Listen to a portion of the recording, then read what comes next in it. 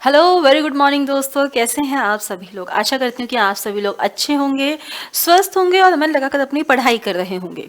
तो जैसे कि आपको पता है, मैं शिवालिका रोज सुबह 11 बजे एसएससी उत्कर्ष में आपके लिए क्या आती हूँ 10 मिनट की साइंस की वीडियो, जहाँ पे हम लोग इंपॉर्टेंट टॉपिक्स करते हैं। लास्ट 2 वीडियोस में हम लोगों ने आइज का स्ट्रक्चर, आइज कैसे काम करती है और साथ ही साथ आंखों से परेशानियां यानी जो डिजीजेज या डिफेक्ट्स होते हैं वो पढ़ा था। आज की क्लास में जो हम लोग पढ़ने वाले हैं वो केमिस्ट्री का टॉपिक है बेटा आपका। केमिस्ट्री में हम लोग बेसिकली करने वाले हैं आइसोटोन्स, आइसोटोप्स और आइसो इलेक्ट्रॉन्स क्या होते हैं, ठीक है। इनके बारे में हम लोग यहाँ पर देखने वाले हैं। तो इसको समझने से पहले जो पहली चीज हमें देखनी होती है वो होती है कि मास नंबर क्या होता है और एटॉमिक नंबर क्या होता है और इसे डिनोट किस तरीके से किया जाता है। और जैसे आप मेरे पीछे स्क्रीन पे देख पा रहे हो, ये एक्स है।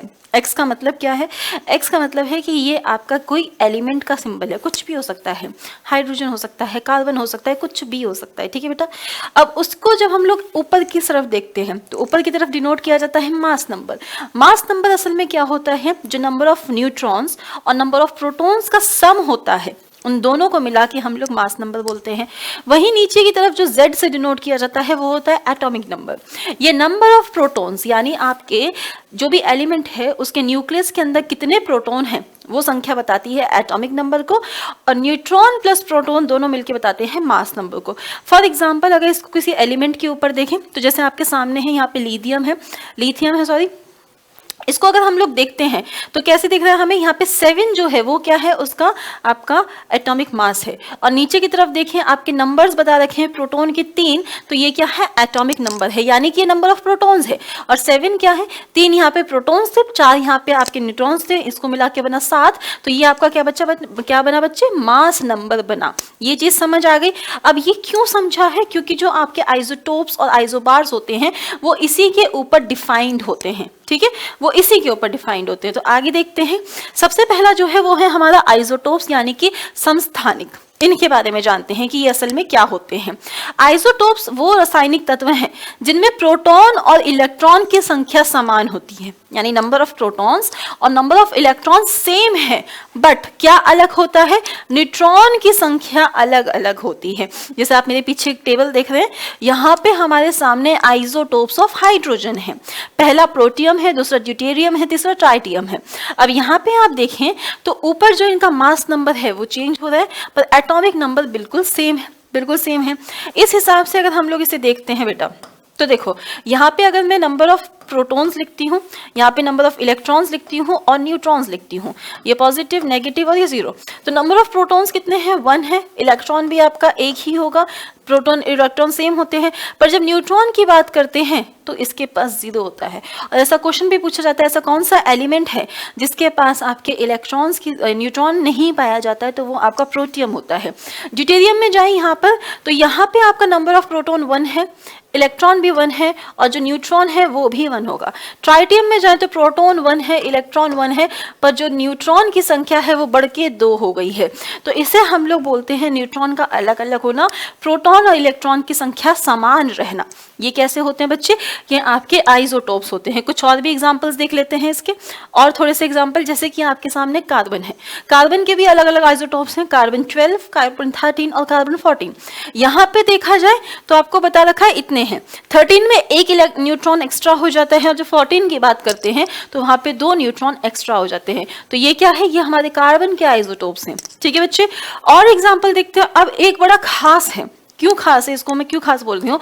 पोलेनियम इसका नाम है और इसके 42 आइसोटोप्स प्रेजेंट है, यानी ऐसा एलिमेंट जो 42 आइसोटोपिक फॉर्म्स में मिल रहा है। यानी इसके पास 42 ऐसे स्टेट्स हैं जहाँ पे सबके पास नंबर ऑफ न्यूट्रॉन अलग अलग होने वाले हैं। पोलोनियम की खासियत और देख ले बच्चे, तो इसका जो एटॉमिक नंबर होता है वो 84 होता है। इसे रिप्रेजेंट करते हैं हम लोग 40 से, और सॉरी 40 से नहीं, पीओ से इसे रिप्रेजेंटिव करते हैं। ये आपका रेडियो एक्टिव सब्सटेंस है। जो सबसे कॉमन आइसोटोप है पोलोनियम का वो है पोलोनियम 210 यानी 210, ठीक है। और इसके अलावा बात करें डिस्कवरी किसने करी थी? मैरी क्यूरी और पेरी क्यूरी ने 1898 में इसकी डिस्कवरी करी थी, ठीक है। अपीयरेंस कैसी होती है?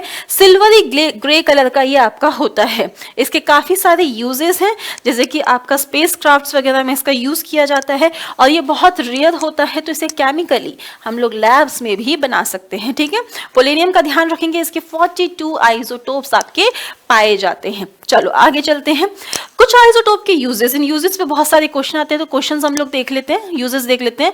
जैसे कि मेडिकल इमेजिनिंग, मेडिकल इमेजिनिंग में हमारा क्या यूज होता है, टेक्टिनियम 99 mm यूज आपका होता है, जो क्या बता पाता है कि कोई डिजीज तो ग्रो नहीं कर दी आपकी बॉडी में, किसी प्रकार की एबनॉर्मलिटी तो नहीं है, ये इस चीज में मदद करता है। इनके नाम जरूर याद रखना, ठीक है। उसके बाद आपका जो कार्बन 14 है आइसोटोप, वो क्या है, वो ट्रेसर के जैसे काम करता है, यानी कि हमारे बायोलॉजिकल एंड केमिकल प्रोसेस में ट्रैक करने के लिए यूज किया जाता है, ठीक है, मूवमेंट या सब्सटेंसेस को, तो हम लोग इसे ट्रेसर स्टडीज में यूज करते हैं। उसके अलावा बात करें आपका कैंसर ट्रीटमेंट के लिए आयोडीन 131 का इस्तेमाल किया जाता है। इसकी रेडिएशन से हम लोग जो कैंसर सेल्स हैं या ट्यूमर जो होता है उसे खत्म कर सकते हैं, ठीक है। और बात करें आपका तो कार्बन डेटिंग, कार्बन 14 से हम लोग पता लगा सकते हैं कि आपके सामने जो सब्सटेंस है वो कितना पुराना है, ठीक है, कितना उसकी एज है। तो यानी कि ये आपकी एजिंग में या कार्बन डेटिंग किसी भी चीज की एज पता करने में हेल्पफुल होता है। उसी के साथ अगर हम लोग बात करें तो इन्वायरमेंटल मॉनिटरिंग, यानी कि बहुत सारे आइसोटोप्स ऐसे भी हैं आपके जो इन्वायरमेंट के बारे में बताते हैं, ठीक है, उनकी एज हो गई, किस तरीके से आए हैं, क्या है, कितनी लेयर्स हैं उनके अंदर, अलग अलग चीजें बताते हैं। तो आइसोटोप्स के और भी बहुत सारे यूजेस हैं, अपनी एंड से भी थोड़े से यूजेस ढूंढना क्योंकि इनसे क्वेश्चंस आते हैं। वहीं अगर बात करूं मैं नेक्स्ट आइसोबार्स की, तो आइसोबार्स में क्या अलग होता है वो हम लोग देखते हैं। Isobar is an element that differs in chemical property, यानी इनकी केमिकल प्रॉपर्टीज अलग होती हैं but it has similar properties, यानी केमिकल प्रॉपर्टीज अलग हैं, फिजिकल प्रॉपर्टीज आपकी क्या है, सेम, ऑलमोस्ट सेम देखने के लिए मिलती हैं। इसलिए हम लोग क्या बोल सकते हैं कि आइसोबार्स आपके क्या है, डिफरेंट एटॉमिक नंबर हैं बट सेम मास नंबर है।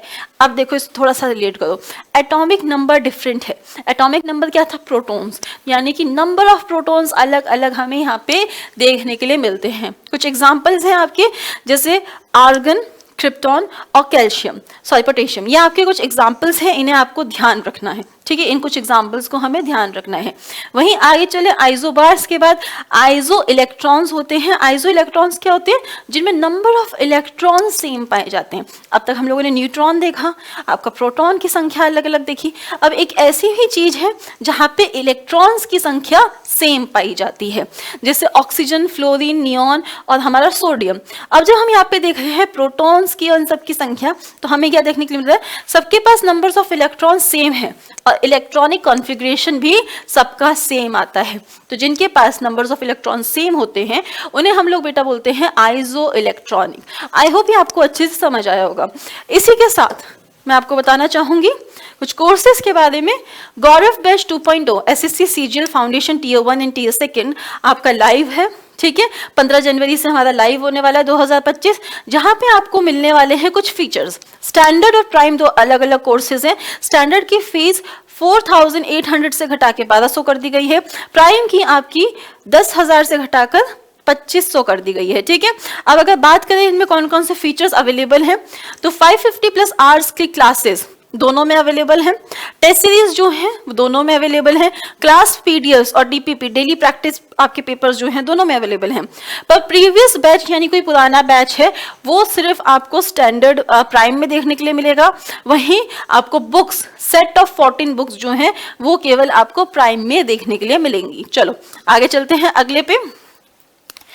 Target batch live from studio है आपका, लक्ष्य आरआरबी ग्रुप डी 10 जनवरी से स्टार्ट हो चुका है 2025, जिसकी फीस घटा के 2000 से मात्र 500 कर दी है। RRB NTPC express 3.0 CBT 1 and CBT 2 ये जो आपका लाइव हो चुका है 6 जनवरी 2025 से, इसकी फीस भी मात्र अभी 600 है, यानी 4000 से हटा के मात्र 600 कर दी है। तो अभी जाके आप एक बार इन बैचेस को देख सकते हैं। वहीं एसएससी जीडी एमसीक्यू बैच जो है आपका ये लाइव है फ्रॉम स्टूडियो, यहाँ पे आपको लाइव रिकॉर्डेड क्लासेस देखने के लिए मिलेंगी। क्लास की ड्यूरेशन होगी 170 प्लस आवर्स की कोर्स ड्यूरेशन 45 डेज का होगा और डेली क्लास जो होगी वो 4 से 5 घंटे होगी। बैच जो आपका है वो स्टार्ट हो चुका है, फीस मात्र इसकी 300 रुपए है, 1000 से हटा के मात्र 300 रुपए कर दी है, ठीक है। और इसके अलावा एक चीज और, आपका जो दिल्ली पुलिस कांस्टेबल बैच है ठीक है, वो भी आपका लाइव है स्टूडियो से। यहाँ पे 350 प्लस आवर्स का लाइव कोर्स आपको मिलेगा। Weekly test, subject wise e notes, panel PDF and PYQs आपको देखने के लिए मिलेंगे। स्टैंडर्ड जो है उसकी फीस 6000 से घटा के 1000 कर दी गई है, और प्राइम जो है उसकी फीस आपकी 8000 से घटा के 1400 कर दी गई है। तो आज की क्लास में बस इतना ही। आई होप आपको टॉपिक अच्छा लगा होगा। थोड़े से आइसोटोप्स अपनी तरफ से भी ढूंढिएगा, उनके यूजेस ढूंढिएगा। जब तक के लिए कल मिलते हैं दोबारा 11 बजे। Thank you so much, have a nice day, take care, जय हिंद एंड बाय बाय।